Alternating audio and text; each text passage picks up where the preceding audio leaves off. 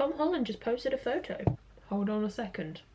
Right, here we are. Hello, this is Willow vs Allergy, and today we are talking high-end restaurants. We're back again filming from this angle because I like it. You can move around, and also like new dungarees, I kind of just want to walk around in them. What do we define as a high-end restaurant? So in terms of Disney, it's their signature restaurants, which is classed as fine dining, so it's a bit more pricey and you have to dress up a bit more for it. So over here it's kind of the same. I've decided on a restaurant that you should probably get a reservation for. It's a bit more pricey, you have to dress up for it. It's a nice establishment, that's what we're going with.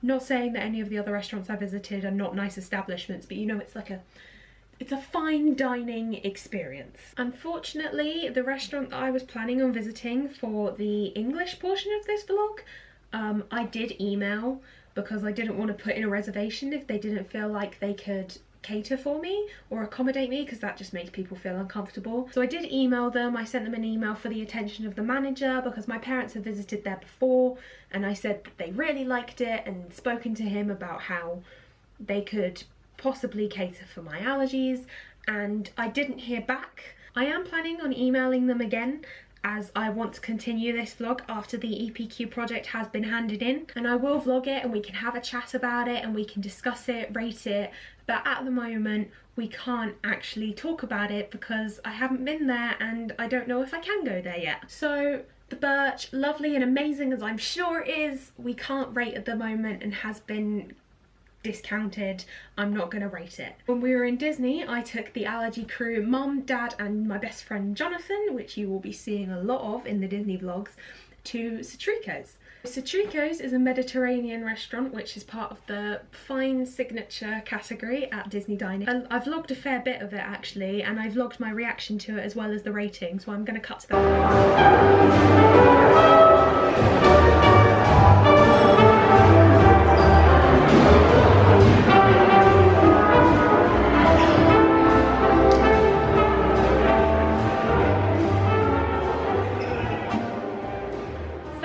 We have just gone to Citrico's for dinner. The allergy crew are walking behind me. I had a ratatouille and mixed berries on for dessert. It was lovely. Let's have a chat about the scores. In terms of how comfortable I felt, I would probably give that a 10 because Chef Hedy came out and she was lovely and she broke down pretty much the entire dish for me. She went back for dessert. For the dessert, she went in and it's gonna get dark now. She went back and she checked the entire dessert menu to see if I could have anything, and then when she couldn't find anything that I had, she went and found all the other options I could have. So she got me some fruit, and it was a massive bowl of fruit. How safe I felt, I'm definitely gonna give that a 10. Actually no, I'll knock about half a point off because the bread, I freaked out a bit about the bread because I wasn't sure who was heating up and where it was being heated up. But then we found out that it was fine because it was my separate bread, so it was going to be heated separately. So we'll give it a 9.5 because Hedy made me feel really safe, but then I had a bit of a blip with the bread. Cleanliness, I'm going to give it a 9 because Mum had some crumbs on her seat, but other than that it's great. Cohesion, is that next? Cohesion, I'll give that a 10 because my menu was came out completely similar to all of the other menus. Sometimes when dessert menus come out they have to get the complete allergy menu back out, but they had a separate dessert allergy menu. The bread came out in the same bread basket, that was great. Bread came out in the correct basket, and my meal came out at the same time as everyone else, so that was a bonus. Taste, it tasted great. I'm giving it a 10, and it gets 2 empty plate awards because I finished both meals. Once the allergy crew arrive, we'll ask them for their opinions. And see. The allergy crew. Okay, so thoughts on the meal, Mum? I thought that our server's attention to detail was fantastic. And I thought that the chef, she was amazing. She was really, really good. The thing that I would say to Trico's is when I went to sit down, well, I did sit down and I sat down on crumbs. I spoke about that. Yeah, if I had a touch sensitive allergy, I'd have been in trouble. It was okay because I wiped it off with a serviette and everything, but that's not ideal. I love Citrico's, but that would be my one thing, allergy related. Yeah. Otherwise I felt really, really comfortable, and it meant that as a mum, as an allergy mum, I could sit and have a couple of glasses of wine because I didn't feel on edge and feel that I had to, you know, be alert to anything that you would need. So I could relax as well. Jonathan, anything to add? I enjoyed my meal. Thank you. To Dad. Okay. Well, rather than be as short and sweet as Jonathan, the thing that most impressed me was the fact that when you wanted the dessert, the chef went straight over to the station where the desserts were made, and she went through I saw her take out all the various ice creams, various condiments and things that they used to make it, and she read all the dessert, all the ingredients, and when she came back she spoke with knowledge about what you could and couldn't have. Yeah. And that is a mark of the level of detail that they go to, I think, in Disney, and the responsibility they take. That was great. That made me feel really comfortable. And as always, I'm impressed always by the chefs and their attention to detail and the care that they take, and the fact that nothing is too much trouble, and if you have a question they will take the time to answer it, and if they can't give you the detail there and then, they'll stop and they'll go and find out before they continue, and that makes me feel really comfortable. That was a very good answer. Thank you. Overall allergy crew rating. Oh, I have to knock off one mark for my chair, but it's a bit awkward because I would go over and above with our beautiful chef and everything for marks, but so my mark is one mark down for cleanliness of Trico's, but normally you guys are amazing. So we're going for a 9. What's the score then, if you've knocked a mark off? So 9. 9. Have Okay. you got anything else that you would knock it down on? No, I'd call it a 9. I'd say generally high. Cool. I think Citrico's normally would be a 10. But for the moment it's 9. 9. To conclude, comfortable 10, safety 9.5 because I knocked it off for the bread blip because I've had my freak out about the bread. Okay. Cleanliness, it got a 9. Cohesion, not cohesiveness, it got a 10. Taste, it got a 10. The allergy crew gave it a 9, and it has 2 empty plate awards, and that is Citrico's. Okay. Thank you. Citrico's was actually one of the only restaurants that I got dessert at in Disney.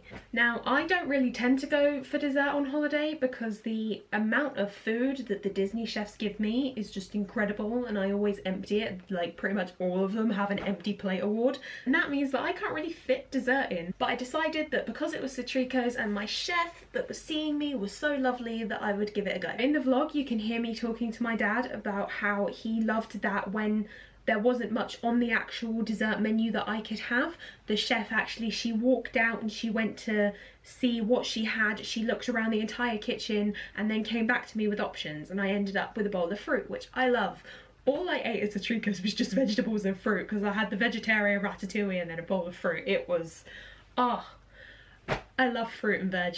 Chef Hetty's dessert game was amazing. She was just a great chef. She was lovely and she was so up for being filmed, so thank you to Hetty. And I wanted to know more about desserts at Disney World and dealing with people with allergies, because it can be hard to serve someone with an allergy a dessert because there are much less sweet options in comparison to like main meals and appetizers, and then a lot of things are based with products that people are allergic to, like dairy.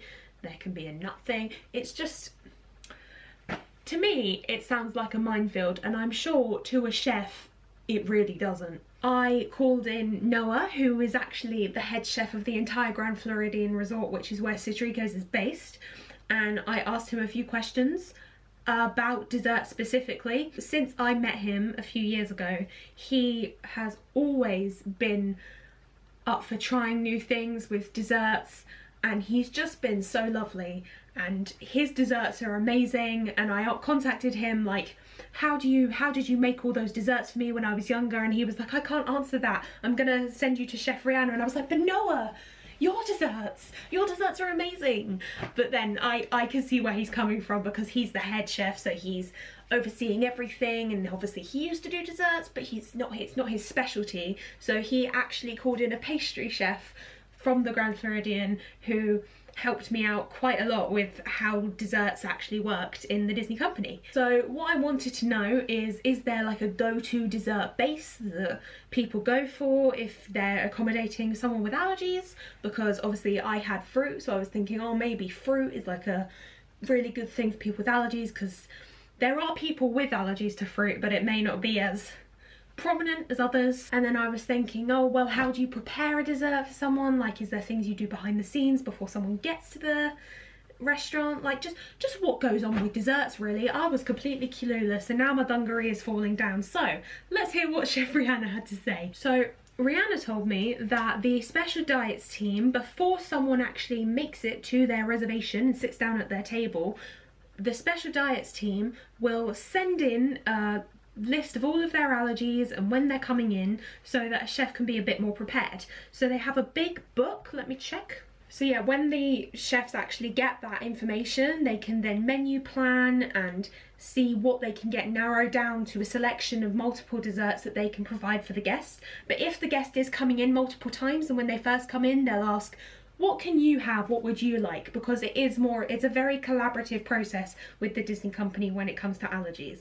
Everyone is learning from each other. When they have an idea in place on what the guest likes, or just ingredients that they could use, then they go to this big book which has all the different kinds of desserts they could have, which is separated into sections. So it could be gluten-free or dairy-free, vegan. There is apparently an apple cobbler that's amazing. Unfortunately, I can't have it because the cross-contamination in the pastry, in the bakery, it means that I can't have it, but it sounds fab. Just sounds great. That makes it easier for them to find out what food they can serve, and also to train cast members on what food they can create. All in all, it sounds really good. And Rihanna also said to me that her motto is, where there's a will, there's a way, which I think is a really good quote to live by. So because of the severity of my allergies and the risk of cross-contamination, I can't actually experience all of that, which is why I ended up with the fruit. But it is really good to know that if someone with less severe allergies comes in, they have so many options that they can provide you. And even if you do have severe allergies, there are going to be things that you can have, because Disney are always big on finding things out. Rihanna mentioned the Special Diets team in her email, and even though I've been going to Disney for years, I've always wondered, what is the Special Diets team? What do they do? I know they do things, and I know they're incredibly helpful, but what do they do? Why are they here? So luckily, because I had my experts, Chef Brad and Chef Gary being the head of allergies for the entire Walt Disney World Resort, and Brad being the head of the Crystal Palace buffet, which I'm visiting later on in the vlog series, they were able to tell me a bit more about what the Special Diets team actually does. So let's see here, the Special Diets team. So they're a group of people that work for, I'll call them the guest letters department. So their goal really is to intercept the people that have significant numbers of allergies or super complex allergies, or a full paper full of allergies. So those people will collect that information from you all, the guests, and then they'll forward that out to every place where they have a dining reservation. The challenge is also that, not everybody wants to have a dining reservation, because you want to eat quick service, or you want to eat a food cart, or whatever. Yeah. And we've managed to put together a list that address the top 8 of the products that we carry. So if you were going to have breakfast at Ale and Compass, and you have a gluten, wheat, allergy intolerance, or peanuts and tree nuts, so in your case. Yeah. So they can sort, based on the products that they order, they can sort the number of products that meet your need and send you that list, knowing that that's the short list, but it'll have the basic pancake mix, so you can be sure you're going to get your Mickey waffles regardless. Oh, okay. Special Diets team manages that whole series of communication. And then if there are extra 50 hours of hand-holding, beyond what even the chefs can offer, then the 2 or 3 times a year, then they'll actually get to me. And, we kind of work it out, or I steer them in the right direction or whatever. But ultimately, it goes back to Brad and the guys that are in the field, because they do the work. I just sit here and talk to people on the phone all day. And from an operations side, the team is very helpful for us because, so like the chef said, we get an email ahead of your reservation. Sometimes it's a couple weeks or even months ahead, so we can fully prepare if we need to order in special product or share product across property. That enables us to do that. And even further, it allows the chefs to collaborate. So let's say you're coming to Walt Disney World for 2 weeks. If you go through special diets, we'll get a list of everywhere that you're dining.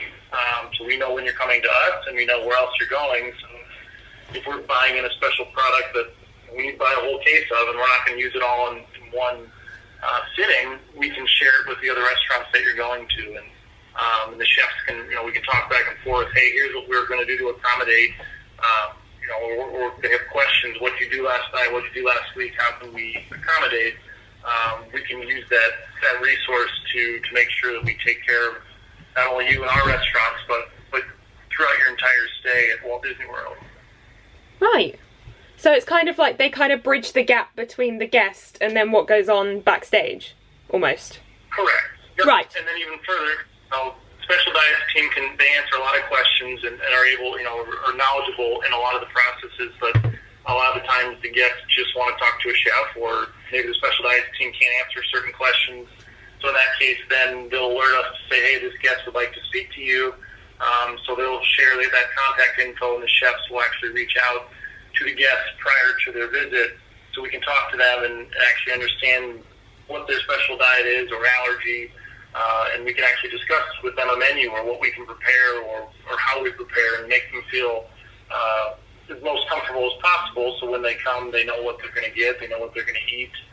And again, the chefs, too, aren't caught off guard, and we can be ready to serve them as we do all of our other guests. Any reservation, so the more information people share ahead of time, the easier it is for us, because it will show up in a reservation report that Will is allergic to milk and peanuts and tree nuts. It gives us a chance to prepare. It's like, okay, I know I've got 10 people coming in with a food allergy, plus the other 20 people are probably not going to tell me until they get here. But it does help. And then we can kind of strategize, geez, we already have things on the allergy-friendly menu that'll accommodate, and or if that doesn't meet your needs, then, we've got plan B and probably plan C as well. So it does help. And we do encourage people to always put that on their reservations, whether they're making them online or even if you can call in anymore. I don't even know if you can do that anymore, but it makes everybody's life a little bit easier, but especially you all as the guests, so because we can prepare a little bit ahead of time. Oh, right, okay. Make sense? Yeah.